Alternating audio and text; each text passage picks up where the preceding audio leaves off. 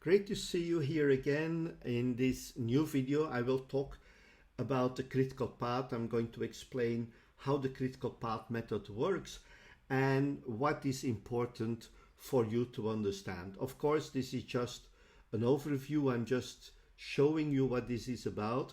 In later videos, in later lessons, we will look deeper into all the calculations, but basically the goal here is to give you that background about the critical path and the critical path method. The first thing to do is to define the critical path. And when we look at the critical path as defined by the Project Management Institute, we say that the critical path is the longest path through the network. Now, the critical path is the series of activities when we add all durations that has the longest duration. So basically we look at all the paths through the network. We will look at an example a little bit later. And we find that path, that series of activities, which has the longest duration. I mentioned already before identifying the critical path based on the statement the slack is equal, the float is equal to 0. That is not always correct. Now, in some cases this may be correct, but in some other cases you may find out that this definition is not always correct. And we have to find the real definition. So what we have to do is to use the real definition. We have to find the longest path through the network. And what we can do here, or what the programs can do, is that all the durations of all the paths are calculated, and then we find the path which has the longest duration. Whatever the slack is, we find that path, and that path is what we call the critical path. Now, the critical path method is a method that was developed during the second half of the 20th century. It was part of military projects, and typically it was used with the PERT method. These were methods that were, let's say, secret at the time. They were only shared with business later on, but today we use them, and all project management is basically built on this. When we look at the classical project management, of course, when we are looking at projects in an adaptable environment, we will see that we are not going to calculate the critical path. We are going to look at the dependencies. We're looking at different parameters, but we will not do this calculation. Now, the critical path method includes all the steps needed to create a schedule.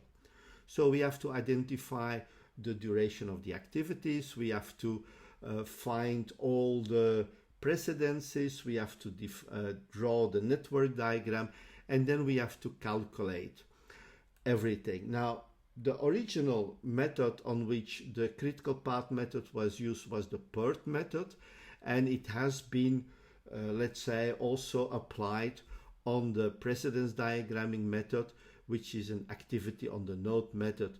The same principles and the same calculation method is still applied, and it's what we're going to do in exercises later on in this course.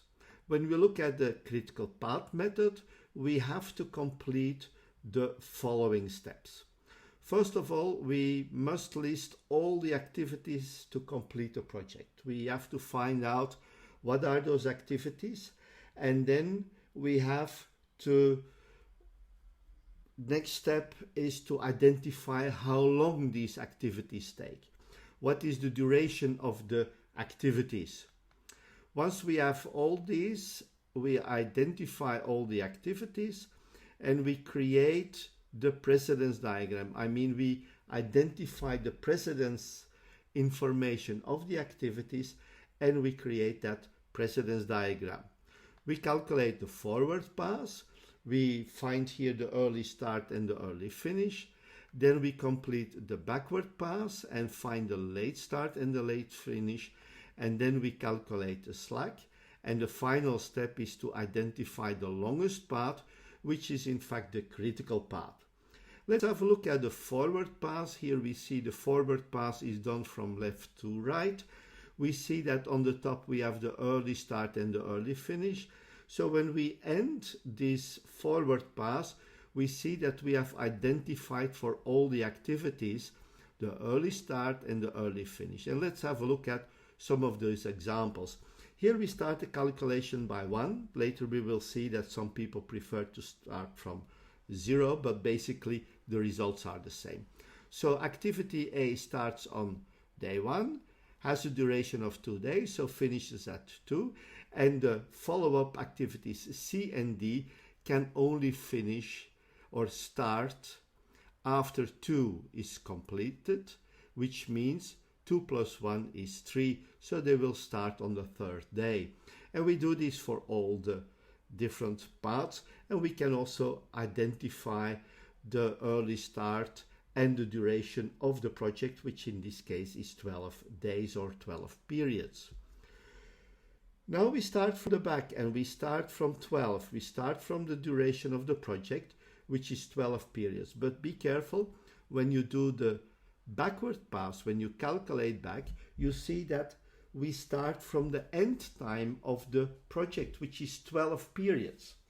The same for G. G can continue up till period 12. As long as G doesn't finish later than period 12, the project will be not delayed.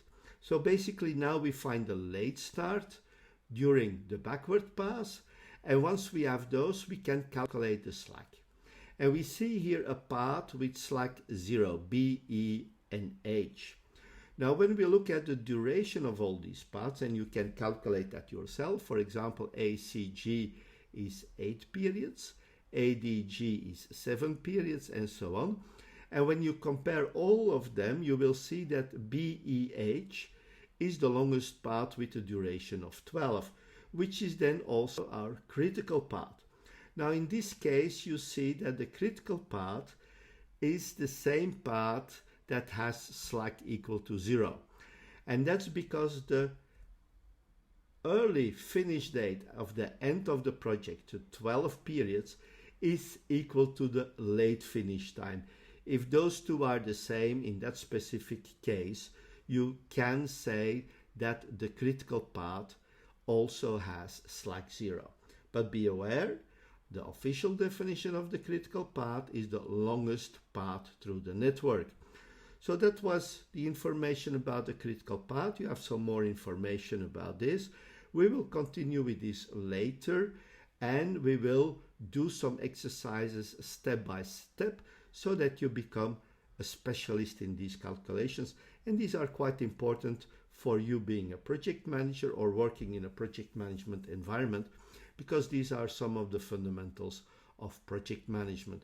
So that was it for this presentation. I'm looking forward to seeing you in the next video. Thank you and bye-bye.